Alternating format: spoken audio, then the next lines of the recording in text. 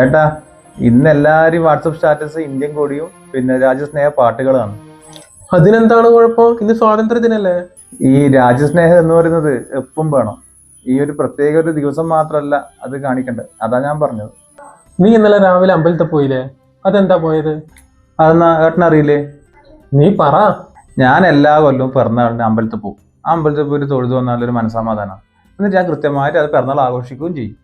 35 കൊല്ലായില്ലേ ജനിച്ചിട്ട്? എല്ലാ വർഷവും കൃത്യമായിട്ട് ആഘോഷിക്കുന്നില്ലേ? അത് ഒരു മാറ്റമില്ലല്ലോ.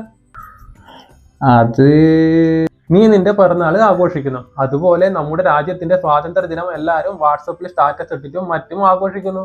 അതിനെന്താ കുഴപ്പം? ഇല്ലപ്പോ കുഴപ്പമൊന്നുമില്ല. ഈ പണ്ടേ ഈ എല്ലാത്തിനും ഈ അഭിപ്രായം പറഞ്ഞ് ശീലിച്ചോണ്ട് അങ്ങനെ തോന്നിയ കുറ്റാണ്. ഞാൻ ഇപ്പൊ തന്നെ സ്റ്റാറ്റസ് ഇടും കേട്ടാ, ഇൻഡിപെൻഡൻസ് ഡേന്റെ. Okay done. Happy independence day. സ്വാതന്ത്ര്യദിന ആശംസകൾ.